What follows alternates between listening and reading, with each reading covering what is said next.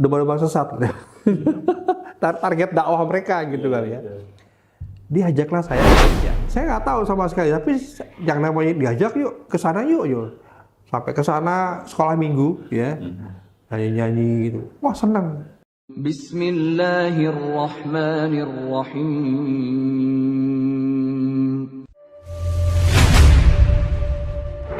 Ya ayyuhalladzina amanu udkhulu fis silmi kaffah.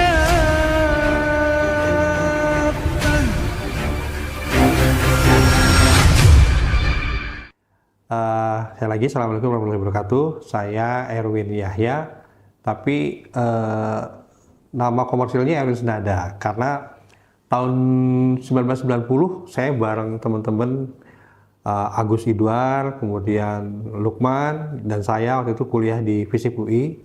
Kita bikin dulu namanya tuh APS, Trio APS. APS itu nama jurusan gitu ya di kuliah. Nah, kemudian beberapa waktu kemudian sama almarhum Dr. Tasmara, Ustadz Tasmara, Kiai Haji, beliau memberikan nama, menyematkan kita jadi Senada, senandung nasyid dan dakwah gitu. Dan kemudian disempurnakan jadi Senada, jadi biar lebih komersil. Jadi mungkin teman-teman Gen Z, milenial juga udah nggak tahu gitu ya, udah kehilangan jejak gitu. Tapi alhamdulillah dengan adanya channel ini, teman-teman ingat lagi bahwa nasyid Senada itu adalah salah satu pelopor nasyid lah di Indonesia yang kita dulu berdakwah, dulu zamannya belum ada sosmed ya. Jadi alhamdulillah kita tuh berdakwah benar-benar untuk bagaimana nasyid ini menjadi hiburan alternatif selain hiburan yang lain gitu. Kalau saya dapat info, ternyata Pak Erwin itu kan salah satu, bukan salah satu ya, karena ada beberapa. Ada dua orang. Ada dua orang yang memang dulu agama juga kan Islam. Betul. Nah, kita pengen menggali di situ nih Pak. Selain nanti mungkin tentang bagaimana gabungnya di Senada dan sebagainya, perjalanan dakwahnya, gitu ya. Nah, kita pengen tahu apa sih Pak triggernya Bapak Erwin ini bisa masuk Islam. Dulu agamanya apa sih Pak? Ini menarik. Jadi kalau ditampil kalau kita lagi nyanyi gitu ya, kadang-kadang tuh cerita ini suka dibawakan gitu. Dan saya dengan senang hati akan cerita ya, karena kalau kebanyakan orang, dulunya saya Kristen, Protestan. Protestan. Usia saya, saya ceritain aja ya dari awal ya. Jadi gini, dari latar belakang keluarga deh ya. Jadi latar belakang keluarga saya itu tuh kita Tionghoa, keturunan. Jadi kalau dari ibu saya itu bapaknya Tionghoa, tapi ibunya itu lokal ya, orang Gorontalo gitu loh. Nah, setengah-setengah tuh jadinya. Nah, kalau dari bapak saya, bapak ibunya itu Tionghoa gitu loh. Jadi boleh dibilang saya tuh 70% saya Tionghoa gitu loh. Karena satunya dari ibu aja yang lokal ya, dari Gorontalo. Nah, mereka menikah ya. Begitu menikah, mereka hijrah ke Jakarta. Ya, mereka mencari penghasilan segala macam gitu ya. Singkat cerita, saya dibesarkan di daerah Senen, namanya Gang Tongkang. Dulu jalannya kecil gitu ya, gang gitu ya. Dan itu lumayan padat tuh perumahannya tuh. Nah, saya hijrah di situ, tinggal di situ sama orang tua saya dan kakak saya 2 orang. Kebetulan di sebelah rumah itu ada ini tetangga saya tuh orang Tionghoa juga, Kristen gitu loh. Nah, saya nggak tahu pada saat itu, seingat saya sih waktu besar ya, dari usia 0 sampai 5 tahun tuh saya besar begitu aja gitu. Artinya saya nggak sholat, dan memang tidak pernah memusikkan masalah agama gitu, sama sekali enggak. Nah, begitu dilihat oleh tetangga sebelah saya ini mungkin dianggap domba-domba sesat. Target dakwah mereka gitu kan ya. Diajaklah saya ke gereja. Dan entah kenapa bapak ibu saya itu tidak komplain, nggak masalah gitu. Saya nggak tahu sama sekali, tapi yang namanya diajak yuk ke sana yuk. Sampai ke sana sekolah minggu ya. Nyanyi-nyanyi gitu. Wah, senang. Minggu depan sekolah lagi. Akhirnya saya rajin sama kakak saya tuh. Rajin banget ke sana. Di sana nyanyi-nyanyi ya, diperkenalkan konsep ketuhanannya seperti apa. Dan ini hebatnya nih ya, saya harus akui gitu ya. Mereka memperkenalkan konsep Tuhan yang sangat konkret gitu loh, bahwa Tuhan mereka itu adalah Tuhan yang penyayang gitu loh. Buktinya apa? Buktinya siap pulang dari sana tuh dapat bingkisan gitu loh, seneng dibawa, wah dia. Akhirnya timbullah masuk ke dalam bawah sadar saya bahwa Tuhan itu ada gitu loh, dan dialah yang menyayangi umatnya yang sering datang ke sekolah minggu gitu. Kalau semakin rajin, dia akan semakin sayang gitu loh. Itu yang saya tanamkan, yang tertanam ke saya tuh di usia itu ya, usia kurang lebih sekitar 5 tahun lah. Nah, waktu berjalan terus dan kegiatan itu berjalan terus gitu ya, sampai akhirnya saya sampai hafal tuh lagu-lagu apa namanya di sekolah minggu tuh ya, nyanyi bareng. Dan kebetulan memang di tetangga sebelah juga banyak yang Kristen juga gitu, jadi mereka juga saling ini ya, ngebantu gitu. Hingga suatu hari ya, ini apa momennya di sini nih, dan pas banget itu saya baru pulang dari sekolah minggu sore, kurang lebih jam 5:30 lah, menjelang maghrib. Saya punya teman main namanya Zaldi. Saya panggilnya Adi, Muslim, dia Muslim. Nah, dia lagi duduk sendirian nih ya sore itu, terus agak mendung ya, hujan rintik-rintik tuh, jadi kelihatan syahdu juga sih. Saya nggak tahu tuh apa settingnya begitu atau gimana gitu ya. Saya datengin tuh si Adi. Weh, lagi ngapain lo? Wow, gue lagi ini nih main. Wih, dari mana ini gitu kan, biasanya kan keren ya, pakai baru pulang dari sekolah minggu itu kan biasanya. Oh, gue dari gereja gitu. Oh, lu Kristen ya? Oh iya, gue Kristen. Kata gue dong, gue Islam. Wih, saya bilang, emang kenapa Islam? Saya bilang, oh iya, Islam tuh lebih keren. Nih dialog anak kecil loh. Waktu itu usia saya masih kelas 2 SD. Dialog ini ya. Dia juga sama gitu, seumuran soalnya. Kalau Islam itu ketemu Tuhannya 5 kali sehari. Oh ya, iya. Tuhan gue lebih sayang sama Tuhan lo katanya. Emang kenapa? Nah, lu kan ketemu seminggu sekali katanya. Hah? Oh iya, saya bilang. Lu kan seminggu sekali kan? Iya. Kalau gue sehari 5 kali. Tuhan gue sering ketemu sama Tuhan gue 5 kali sehari. Otomatis Tuhan gue lebih sayang sama gue ketimbang Tuhan lo. Wah, saya entah kenapa saat itu tuh langsung, iya juga ya, saya bilang. Ketika konsep sayang itu saya dapetin di gereja, di sekolah minggu, itu kena di situ gitu loh. Artinya waktu itu logikanya anak-anak ya, kan anak-anak tuh pengennya apa yang dia mauan gini, apa yang dia mau, apa yang dia suka tuh dia mau gitu. Enakan dia dong kalau gitu ya. Tuhannya 5 kali, saya cuma sehari gitu, sekali doang seminggu. Itu pun kalau nggak hujan gitu. Akhirnya, wah itu berkecamuk, karena memang sudah tertanam tuh di kepala, di alam bawah sadar saya bahwa kalau Tuhannya sering ketemu, maka dia akan makin sayang. Kalau kita makin disayang, maka kita akan sering dapat hadiah gitu loh. Itu anak kecil tuh begitu berpikirnya. Nah, itu mulai mengganggu tuh. Tapi saya masih tetap ke sekolah minggu gitu ya, masih sekolah minggu, masih datang gitu kan. Tapi karena mulai terganggu, jadi agak nggak se-excited dulu gitu. Karena memang harapannya tuh pengen, karena kan tadi ya ditanaminnya kayak gitu kan, sering datanglah ke sekolah minggu maka lu akan disayang gitu. Tapi ini dapat datangnya seminggu sekali, itu 5 kali sekali, itu 5 hari sekali gitu. Gimana caranya? Singkat cerita, itu mulai berkecamuk.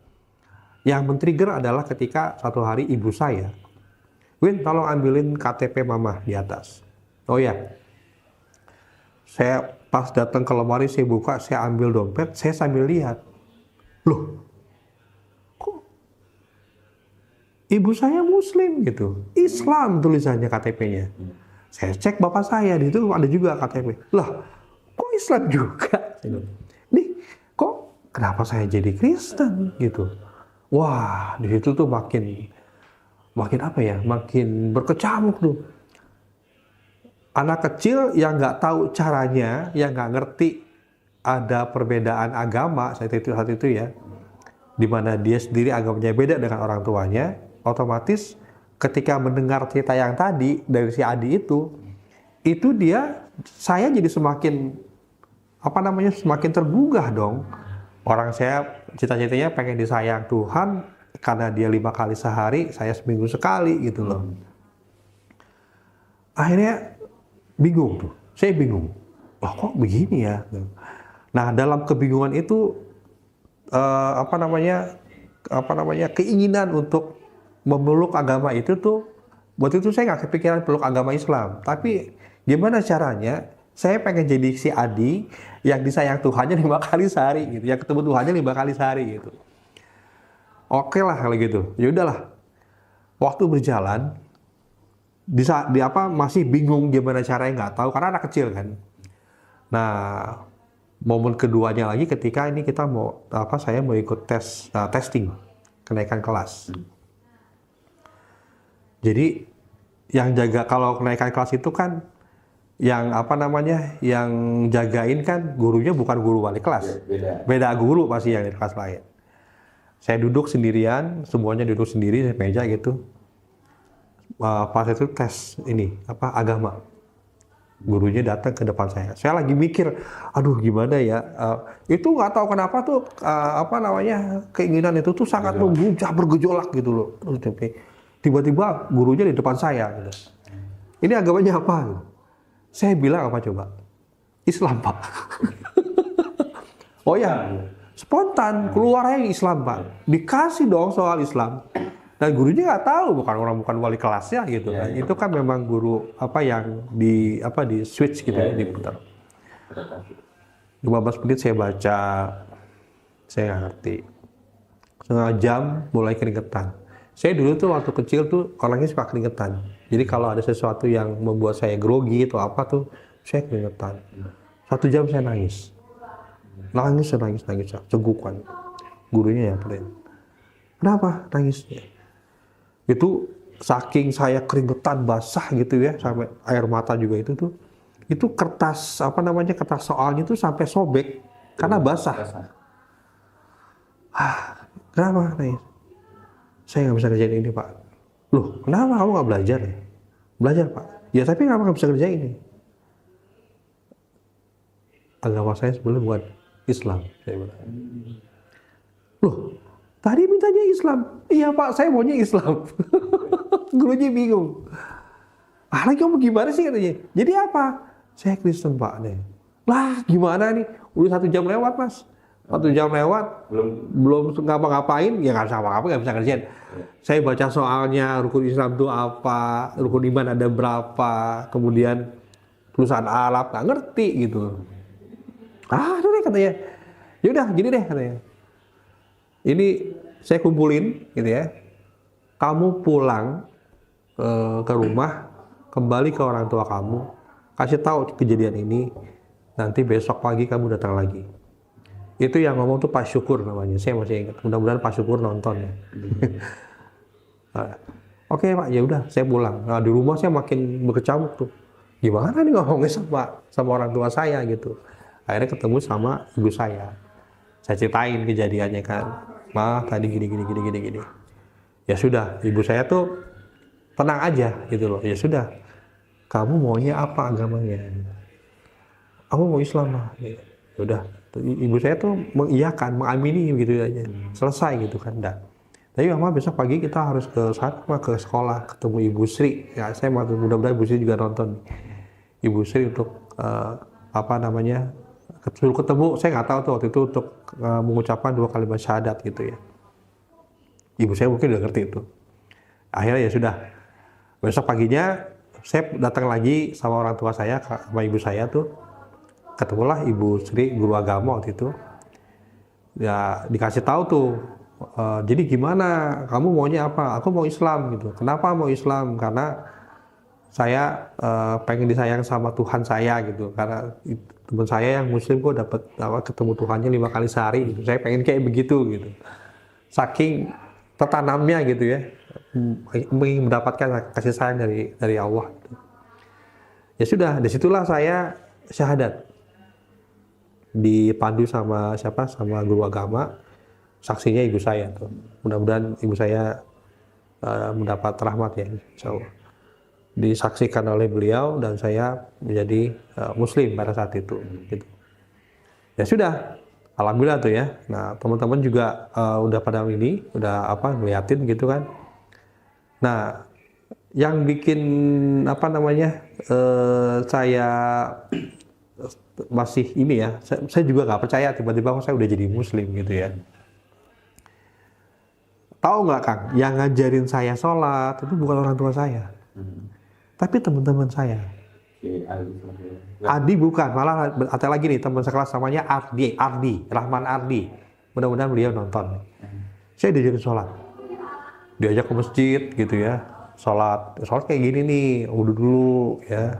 Orang tua saya sama sekali nggak ngajarin. Jadi kayaknya memberi kebebasan penuh ya. Penuh, bebas. Jadi kalau orang-orang tuh ada yang hijrah yang mau jadi mualaf itu dibakar tuh. Yeah. Kalau saya enggak, alhamdulillah gitu. Yeah, tapi kalau Tionghoa silakan pindah agama tapi jangan Islam gitu. Betul. Kalau ini kayaknya bebas, serah gitu. Nah akhirnya saya belajar gitu ya. Termasuk ngaji saya sendiri. Jadi prinsip saya gini. Kalau di hari itu di sekolah saya membuat dosa, maka saya harus baca 1 ayat. Gitu. Kalau misalkan ada dua dosa, maka saya harus baca 2 ayat. Terus gitu. Saya belajar dari situ. Ya, alhamdulillah tuh. Nah dari situ saya mulai tuh ya belajar. Nah satu-satunya tantangan itu tuh dari Bapak gitu loh. Dan itu pun tidak ekstrim ya. Ya, jadi pada saat bulan puasa nih, saya kan harus puasa nih. Gitu ya. Bulan puasa. Waktu itu saya kurus, waktu kecil tuh saya kurus. Kata bapak saya gini, lu udah kurus gini pengen puasa pula gitu. Gimana caranya gitu kan. Dilarang sama bapak saya tuh, nggak boleh gitu. Tapi ibu saya alhamdulillah memfasilitasi. Jadi sahur diem-diem gitu ya. Ibu saya, bapak saya tidur, saya lagi sahur makan gitu. Kayak gitu, terus tapi bapak saya tuh taunya saya nggak puasa gitu. Itu aja sih yang alhamdulillah sampai saat ini ya alhamdulillah ya pilihan dan pilihan saya itu ya berdampak sampai saat ini sehingga saya bersaksi juga sih bahwa lahirnya Nasyid Senada ini juga mungkin salah satunya itu kali ya. Maksud saya dikasih privilege sama Allah gitu ya untuk dengan background saya sebagai orang mualaf, kasih privilege untuk mendakwah melalui nasyid dengan teman-teman gitu. Jadi ketika saya tahu bapak ibu saya di situnya KTP-nya Islam gitu ya, di situ saya baru tahu tuh yang namanya KTP Islam KTP ini kayak begini gitu ya. Jadi nggak Muslim tapi nggak sholat nggak tapi masya Allah deh pokoknya saya tetap mendoakan dia tetap orang tua saya gitu ya, sama ibu saya sama bapak saya, meskipun bapak saya di akhir hayatnya juga masih memeluk agama yang lain gitu ya. Nah jadi selama dari saya itu saya benar-benar saya belajar ngaji itu kelas 1 SMA. Itu yang benar-benar serius dipanggil guru ngaji ke rumah ya. Saya itu pun karena saya sama ponakan saya tuh. Jadi saya waktu kelas 1 SMA pas ibu saya meninggal ya. Saya itu tinggal di rumah tante saya. Nah, Muslim gitu ya. Nah, tante saya itu kemudian punya anak kan, anaknya itu tuh diajarin ngaji, panggil guru ngaji. Nah saya ikutan ngaji di situ gitu loh. Selebihnya saya cari sendiri, saya belajar baca sendiri segala sampai saat sampai saya bisa ngaji beneran tuh ya belajar sendiri gitu, nggak ada yang ngajarin. Nah jadi perkembangan saya tuh selama remaja itu ya saya menjalankan tuh dengan penuh kesadaran gitu ya, karena ini memang pilihan-pilihan yang memang menurut saya tuh yang memang saya inginkan gitu loh. Jadi bukan karena paksaan, bukan karena memang secara logika tuh itu aja tuh apa yang saya pikir sih suatu hal yang unik juga gitu ya. Masuk Islam cuma gara-gara apa dia kebutuhannya 5 kali sehari gitu. Kalau saya kebutuhannya seminggu sekali gitu. Jadi ada perbedaan itu gitu. Baik-baik aja, mereka welcome gitu ya. Bahkan itu yang salah satu teman saya secara benar itu ngajak saya sholat gitu, diajarin gitu ya. Sama teman saya juga yang kalau teman SMP itu ya, subur namanya subur. Alhamdulillah tuh dia juga ngajarin gitu ya. Saya untuk apa namanya banyak hal yang saya terima. Saya jadi belajar tuh dari teman-teman, Kang. Teman-teman aja yang ngajarin tuh untuk apa Islam itu seperti apa, suruh baca buku ini segala macam, terus saya dari situ. Kalau keluarga saudara maksudnya berapa bersaudara? Saya 3 bersaudara, kakak saya 2 ya, saya anak bungsu gitu. Mereka agamanya? Ya masih non-Islam. Oh masih non-Islam. Beda. Kalau kisahnya Pak Erwin itu kan tadi diajak orang gereja. Kalau kakak dari gimana? Sama, jadi tiga-tiganya diajak ke gereja gitu loh. Jadi tapi yang mental saya doang gitu. Yang mendapatkan apa namanya hidayahnya itu ya saya doang. Gara-gara dialog tadi gitu. Itu aja. Tapi yang kakak saya doang masih. Sekarang masih dengan agama yang masih agama yang lain. Baik. Kita juga pengen tahu Pak proses. Tentu kan ketika sudah masuk Islam, agama Islam itu adalah agama dakwah ya, maksudnya harus menyebarkan juga. Nah, bagaimana sih Pak proses Pak Erwin itu bisa berdakwah melalui Nasib ini Pak? Bagaimana ketemunya dengan Ustadz Agus dan kawan-kawan lainnya itu bagaimana? Nah, lulus SMA saya kuliah di FISIP UI tahun 90 gitu ya. Nah, di situ saya karena di SMA-nya saya anak rohis. Rohani Islam di SMA 68. Nah, sampai ke kuliah juga masih ngikut tuh. Jadi anak musola gitu loh, nongkrongnya di musola gitu.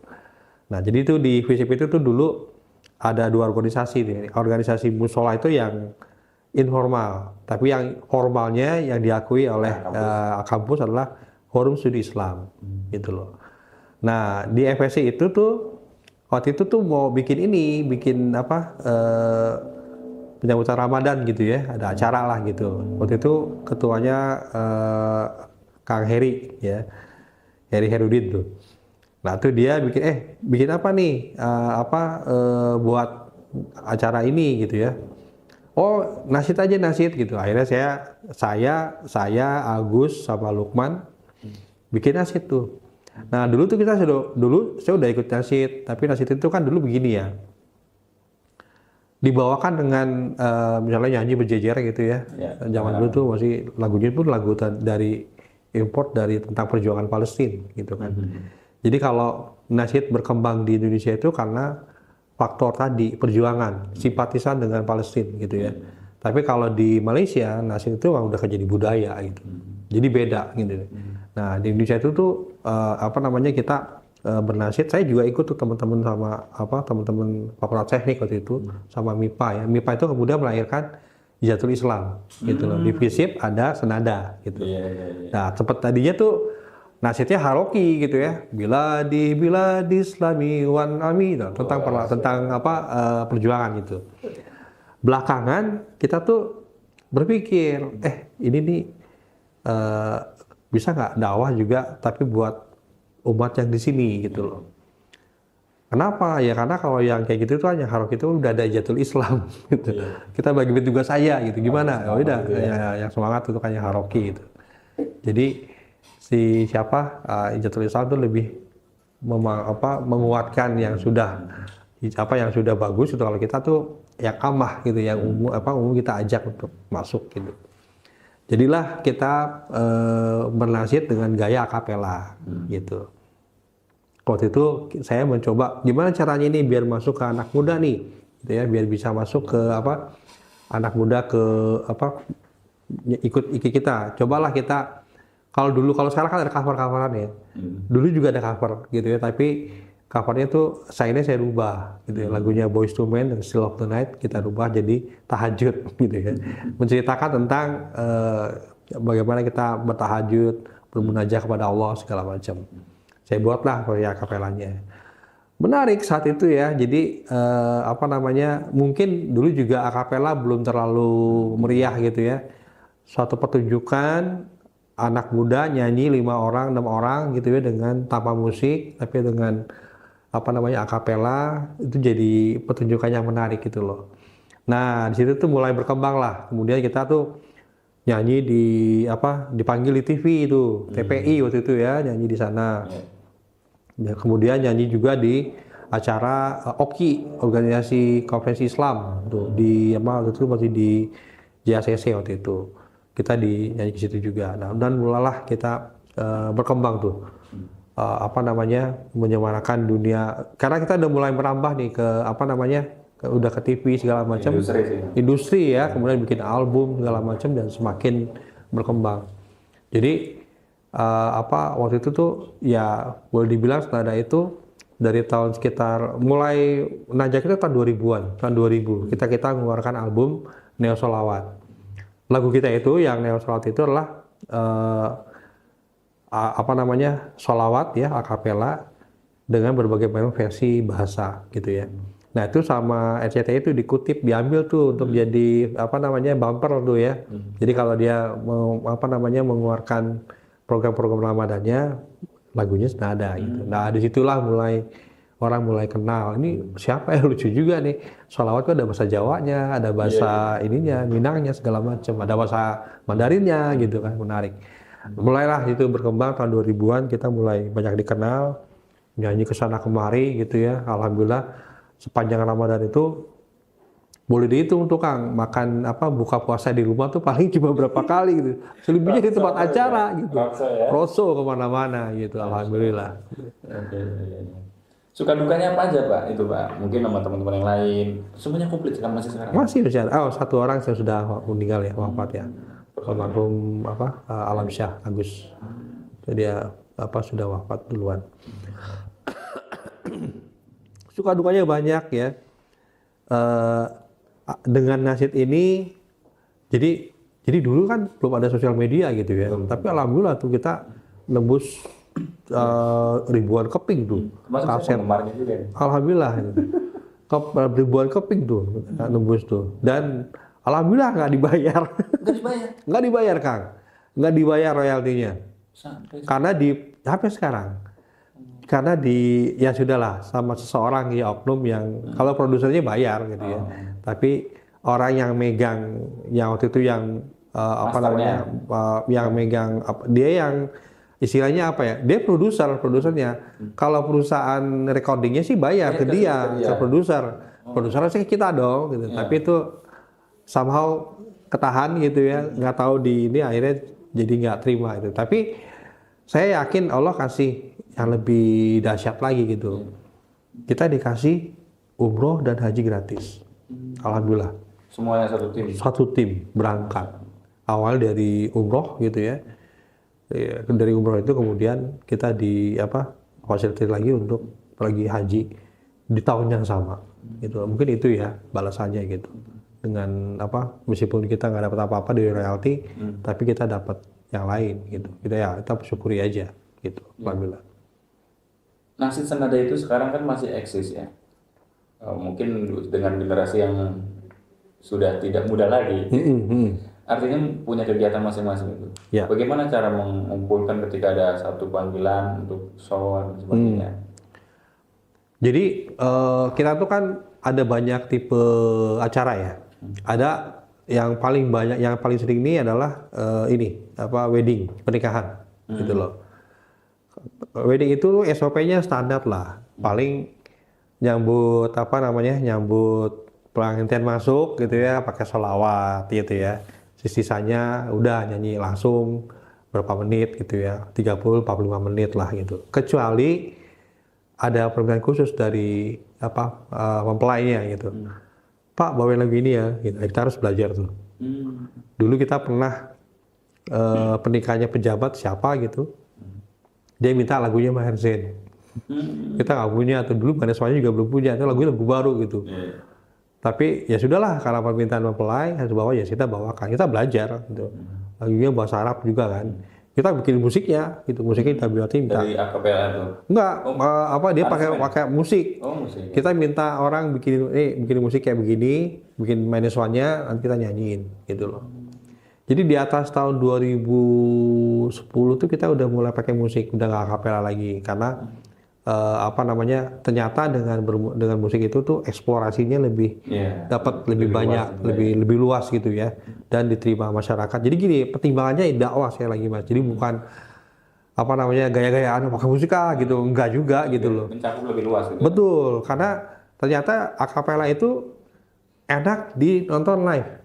Oh gitu ya? Oh, di panggung tuh lucu Mas, lucu itu, enak gitu ya, orang juga bisa. Tapi kalau masuk ke rekaman gitu ya, kita juga gini, ketika memutuskan senada, kita bikin album yuk, itu tujuannya dakwah gitu. Gimana caranya nasyid ini jadi alternatif hiburan yang lain, bisa nyampe ke khalayak ramai dengan kaset dong, dengan distribusi itu dong. Kalau nyanyi ke ini mana mungkin gitu loh. Dan alhamdulillah tuh niat baik itu tuh diijabah Allah gitu ya. Akhirnya kita jadi duta nasyid untuk membawakan nasyid, mendakwakan alternatif untuk seni yang lain selain alternatif yang lain gitu ya. Gitu. Nah, kan mungkin sekarang personil senada sudah tetap kompak tapi dengan profesi yang berbeda.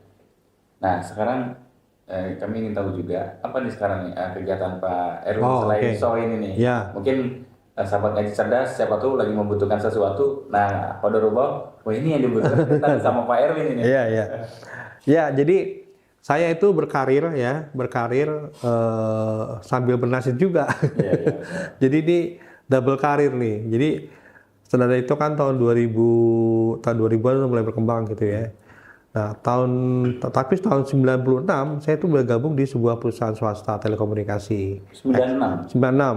Excel Aziata. Saya sebagai customer service waktu itu, contact center gitu. Nah, sambil berkarir dan 2000 meledaklah senada kan. Nah, di waktu yang sama saya juga berkarir sebagai seorang learning specialist, trainer gitu loh. Trainer gitu. Nah, ini ada cerita lucu nih. Jadi waktu itu saya kan dapat pas masuk Ramadan ya. Dapat job nyanyi di 4 kota. Loh. Gimana caranya ya? Saya bilang ya. Mau cuti udah habis gitu kan. Nggak bisa gitu. Saya panggil, saya ngobrol sama manajer saya tuh. Namanya Mas Gogor. Mas Gogor gitu ya. Saya langsung aja kasih tahu, saya ini ada 4 kota yang harus dijamangin karena kita ada konser dari sana. Di Medan, di Semarang, Surabaya, sama di Makassar. Gitu. Ya terus kenapa? Hubungannya apa sama kerjaan? Saya kan trainer, saya bilang. Excel kan punya cabang, ya, punya customer service di mana-mana, di beberapa, kebetulan di 4 kota ini ada gitu loh. Boleh nggak saya datang ke sana sambil ngajar? Saya bilang, perusahaan nggak usah bayar saya deh. Nggak usah bayar tiket, kita udah. Tapi saya diizinin untuk aja. Oh boleh tuh, katanya bagus. Senang banget saya kan.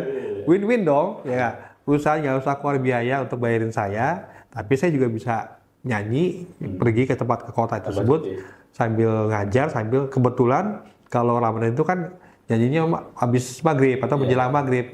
Paginya saya ngajar gitu. Oh boleh ya. Udah akhirnya saya ngajar tuh.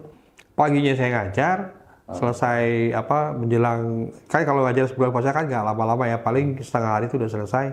Pulang itu saya balik ke hotel saya persiapan untuk nyanyi gitu. 4 kota itu saya sambangin dengan seperti itu, pola yang sama. Dan setiap tahun tuh begitu gitu loh. Akhirnya ada berapa kota itu saya datengin. Hingga satu hari saya mengajukan pensiun dini gitu loh. Saya mengajukan pensiun dini karena memang saya pikir udah cukup lah gitu ya. Hampir 12 tahun berkarir gitu. Nah, di pensiun dini itu tepat saya kasih bulan Agustus tuh, tahun 2009 saya mengajukan pensiun dini. Pertengahan Agustus ada konser di 12 kota. Bayangin coba. Makin banyak ya? Makin banyak 12 kota. Di gimana ya udah. Kebetulan saya udah resign kan gitu kan. Udah resign, udah full. Jadi saya 12 kota tuh saya sambangin semuanya alhamdulillah. Cuti tuh sampai 2 minggu tuh. Jadi 2 minggu Ramadan tuh saya di luar. 2 minggunya baru di rumah. Itu pun di rumah masih nyanyi kesana kemari. Alhamdulillah gitu ya. Nah, karena kegiatannya hanya nyanyi, akhirnya saya coba karena dulu saya ngajar kan jadi trainer, ya saya upgrade kompetensi saya untuk ngajar gitu. Terutama yang saya ajar adalah lebih ke customer service dan leadership gitu loh. Sampai hari ini saya juga di perusahaan saya sekarang ya yang saya pegang adalah pelatihan gitu, pelatihan dan branding.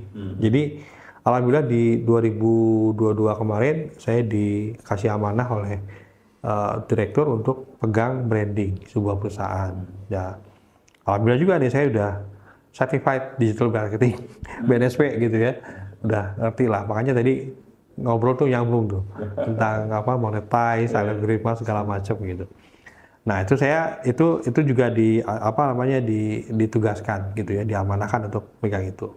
Dan ya terutama ngajar ya, kalau sampai sekarang ini saya banyak ngajar, terutama yang saya ajarkan adalah customer service, leadership, dan yang lain-lain lah.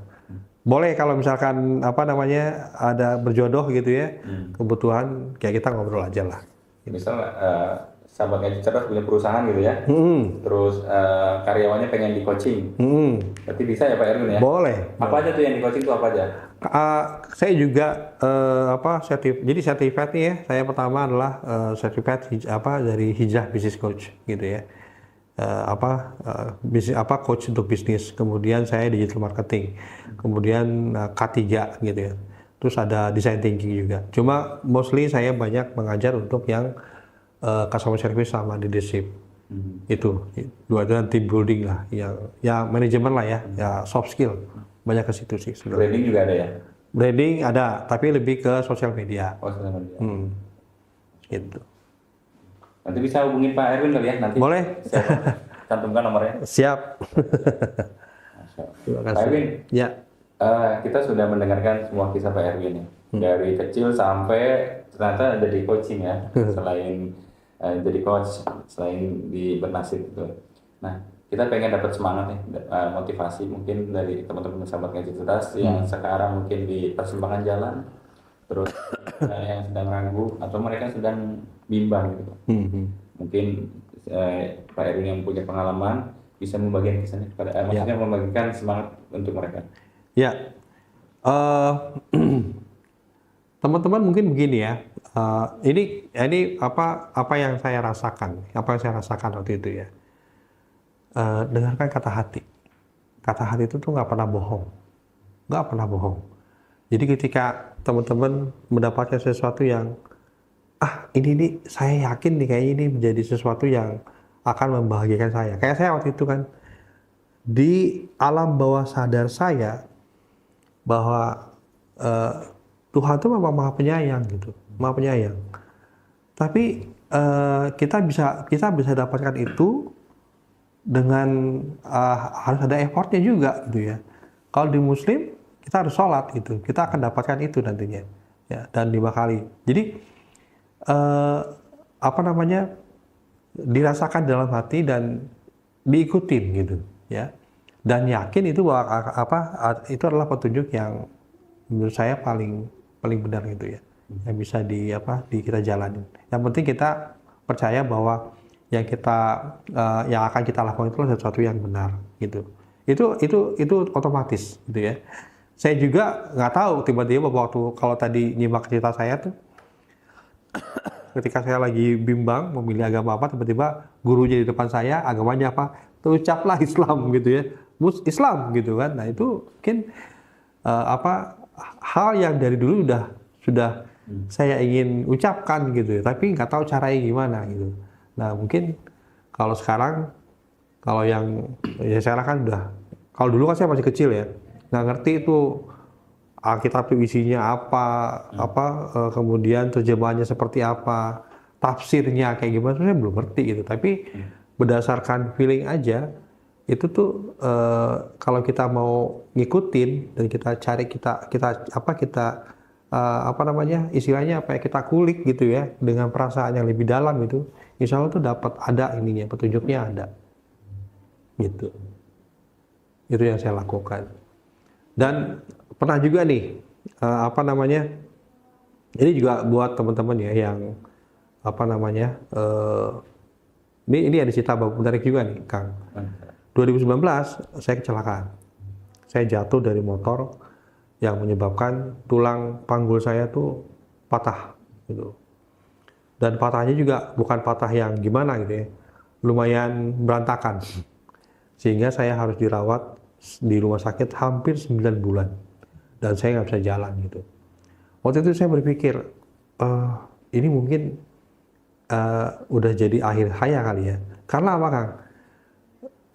Orang-orang yang saya kenal di Facebook gitu ya, di beberapa sosial media itu datang ke saya, tapi dia tuh nggak pernah ketemu sebelumnya. Saya juga lucu gitu ya, kok orang ini datang gitu kunjungin saya, terus saya kasih semangat gitu ya. Saya sempat berpikir bahwa ini adalah mungkin akhir saya nih gitu. Tapi saya yakin lah Allah Maha Pengasih ya. Kalau kita mau berusaha untuk lebih baik lagi, itu akan kasih jalan gitu. Di pikiran saya waktu itu, gimana caranya saya bisa sembuh, saya bisa berjalan lagi, saya bisa beribadah lagi dengan seperti sedia kala gitu. Saya berdoa terus tuh, saya minta sama Allah, ya Allah beri petunjuk. Nah, kata kuncinya adalah dialog. Kita selama ini mungkin punya pikiran bahwa Allah itu dekat gitu ya, tapi kitanya dekat gak sama Allah, ya kan? Jadi kita cuma dua nih dialog kita sama Allah. Kalau nggak lagi sholat, kalau nggak lagi berdoa gitu ya. Padahal kalau kita merasa memang dekat sama Allah, di setiap detik kehidupan kita harusnya kita bisa dialog dengan Allah. Apapun caranya, dengan zikir kah, dengan bertanya kah, atau apapun gitu. Nah itu yang mungkin lupa tuh ya. Ibarat kita di kantor, meeting formal pertemuan formal di meeting gitu. Kalau di kita sholat 5 waktu ya, tapi apakah cukup 5 tahun itu kan enggak harusnya. Allah itu dekat gitu, tapi kita juga harusnya lebih dekat lagi karena kita butuh sama Allah gitu. Disitulah makanya kita dialog. Nah mungkin ini juga jadi jawaban buat teman-teman yang sedang galau gitu ya. Berdoa sama Allah, meskipun belum jadi keyakinan gitu, tapi tanya gitu. Ini gimana sih gitu. Insya Allah akan dapat jawaban gitu. Seperti yang saya lakukan dulu ya, waktu saya sakit itu saya dialog, ya Allah, saya tahu saya lagi sakit gitu ya, tapi saya yakin Engkau akan memberikan saya kehidupan yang lebih baik dari saat ini gitu. Saya terus berdoa, saya terus dialog, ya Allah beri kesempatan, saya pengen ibadah lagi, saya pengen sholat seperti sedia kala segala macam, saya pengen punya anak pengen bermain sama anak saya lagi seperti sedia kala. Terus dialog gitu. Karena alhamdulillah, jadi 2021 2020 setelah saya udah sembuh ya melalui terapi, saya kembali lagi ke dokter kan untuk dipanggil sama dokter untuk periksa gitu. Nah saat itu saya udah pakai kruk, pakai tongkat gitu. Terus dokternya ngeliat saya kan, bapak ini yang kalau datang ke saya dulu kalau datang berobat kontrol itu pakai berangkar. Berangkar itu tempat tidur yang dari ambulan tuh. Kenapa? Karena saya nggak bisa duduk, tiduran aja gitu. Bapak yang suka pakai berangkar ya? Iya dok. Kenapa? Oh, udah bisa jalan dok. Udah bisa jalan Pak. Udah alhamdulillah ini saya pakai tongkat. Bisa alhamdulillah. Oh, kenapa dok? Saya udah gitu kan penasaran. Di catatan saya Pak, untuk kasus kayak bapak katanya, cuma 2 katanya. 1, bapak lumpuh. 2, bapak udah nggak ada. Masya Allah. Saya langsung, ya Allah, bersyukur sekali gitu ya. Allah maha sayang gitu, maha kasih gitu, maha segalanya lah. Memberi saya kesempatan untuk bisa beribadah lagi gitu, sepertinya sekarang ini. Alhamdulillah. Di sini saya ingin memperkenalkan, selain saya mengajar di kaitan dengan kristologi, saya ingin berbagi sedikit tentang ilmu Islam dan kesehatan. Itu kami juga meramu herbal Di sini ada merek herbal saya, Mitra Sehat. Terus di Mitra Sehat itu ada jamu yang dipakai untuk penyembuhan kolesterol, asam urat, trigliserid, dan juga untuk liver serta untuk menambah nafsu makan. Ini yang sekarang baru laris di usia 30 sampai 60 bahkan 70 tahun karena banyak penderita seperti yang kami sebutkan.